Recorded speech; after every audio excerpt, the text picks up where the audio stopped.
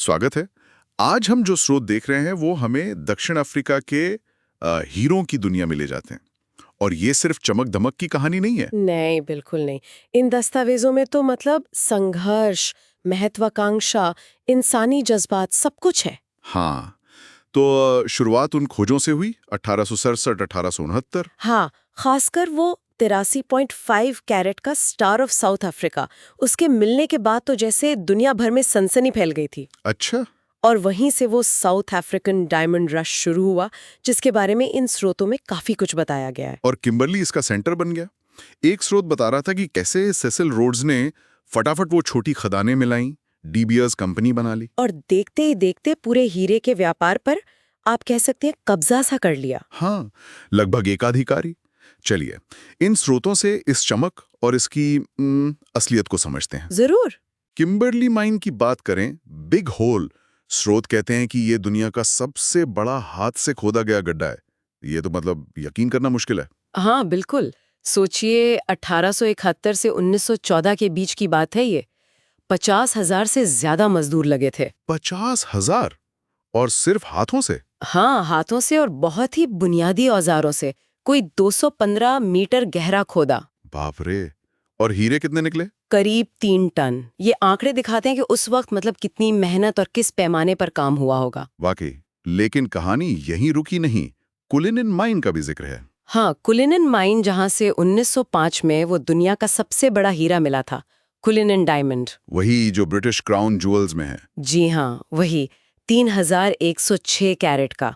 और दिलचस्प बात यह है, जैसा आपने कहा, कि कुलिनन खदान आज भी चालू है। और अब नीले हीरो के लिए जानी जाती है ना? हाँ, बिल्कुल, दुर्लभ नीले हीरे मिलते हैं वहाँ। लेकिन इन स्रोतों में सिर्फ पुरानी खदानें ही नहीं है, वेनेशिया माइन का भी जिक्र है। हाँ, वेनेशिया, वो आज की बड़ी खदानों में से है शायद, लिम्पोपो प्रांत में। हाँ, जी बिल्कुल। और फिंच माइन भी है जो काफी उत्पादन कर रही है। ये आज के दौर की माइनिंग के उदाहरण है। स्रोतों में खनिक का अनुभव भी था। वो कह रहा था कि काम आसान नहीं, धूल पसीना। हाँ, पर जब हीरा मिलता है, वो खुशी सब भुला देती है। ये उसका मानवीय पहलू दिखाता है ना। हाँ, वो खुशी है। लेकिन इन दस्तावेजों में वो सियाह पक्ष भी है जो इस चमक के पीछे है। आर्थिक राजनीतिक असर, वो सब काफी उलझावा रहा। क्यों? बहुत ज्यादा। मतलब हीरो ने दक्षिण अफ्रीका को दुनिया के नक्शे पर तो ला दिया, ये सही है। हाँ। पर दौलत का बड़ा हिस्सा तो आप कह सकती हैं सेसिल रोड्स जैसे लोग और वो जो श्वेत अल्पसंख्यक वर्ग था, उन्हीं के पास गया। और जो अश्वेत मजदूर थे? उनकी हालत बहुत खराब थी। वेतन ना के बराबर, काम करने की जगहें खतरनाक, और डीबीएस जैसी कंपनियों ने तो इस असमानता को और बढ़ाया ही। और रंगभेद के दौर में? रंगभेद के समय तो खदानें शोषण और नस्लीय भेदभाव का क्या कहते हैं गढ़ बन गई थी। और सामाजिक संघर्षों का भी जिक्र है। एक स्रोत में वो कहानी बहुत भावुक करने वाली है। कौन सी? कि पिता 30 साल खदान में काम करके लौटे ही नहीं। मुआवजा मिला, पर घर की रोशनी चली गई। हाँ, ये कहानियां आम थीं।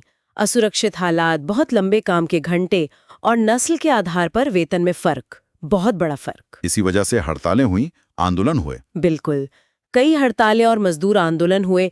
इन सब का जिक्र मिलता है इन कागजों में। अच्छा, और पर्यावरण? इतना बड़ा गड्ढा खोदा तो असर तो पड़ा ही होगा। बहुत भारी असर पड़ा। बड़े पैमाने पर जमीन खोदी गई, नदियों तक का रास्ता बदल दिया। इसका असर तो लंबे समय तक रहा। पर हाँ, अब कुछ बदलाव आ रहा है। अब हाल के स्रोतों में कुछ है इस बारे में? हाँ, हाल के स्रोत बताते हैं कि कुलिनन और वेनेशिया जैसी जो आधुनिक खदानें हैं, वो अब टिकाऊ खनन पर ध्यान दे रही हैं। टिकाऊ खनन, इसका क्या मतलब है यहाँ स्रोतों के हिसाब से? मतलब ऐसे तरीके अपनाना जिनसे पर्यावरण को कम नुकसान हो। पानी का दोबारा इस्तेमाल करना, खुदाई के बाद जमीन को फिर से ठीक करना। अच्छा, रिक्लेमेशन जिसे कहते हैं। हाँ, रिक्लेमेशन। और स्थानीय समुदायों के लिए विकास के काम करना।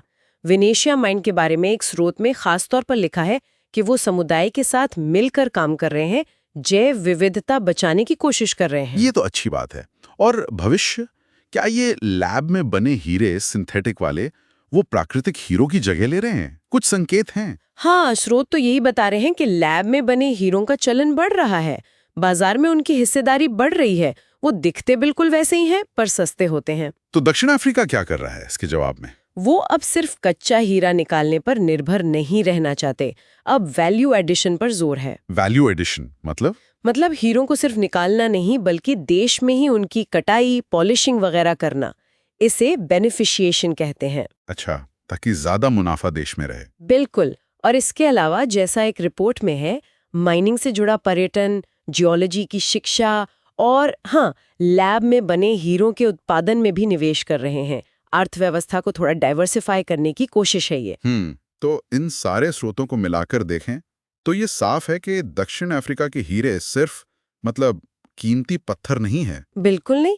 हर हीरे के पीछे खोज का रोमांच है, इंसानी मेहनत है, संघर्ष है, लालच है और वक्त के साथ बदलने की उम्मीद भी है। एक पूरी कहानी है। सही कहा, एक बहुत जटिल कहानी। हाँ, और शायद यही इन स्रोतों का सबसे बड़ा निचोड़ है ना? ये हमें सोचने पर मजबूर करते हैं कि अगली बार जब हम कोई हीरा देखें तो सिर्फ उसकी चमक देखें, या फिर वो गहरी कहानी और वो कीमत भी याद रखें जिसका जिक्र इन दस्तावेजों में बार बार आता है। उसकी असली कीमत क्या है?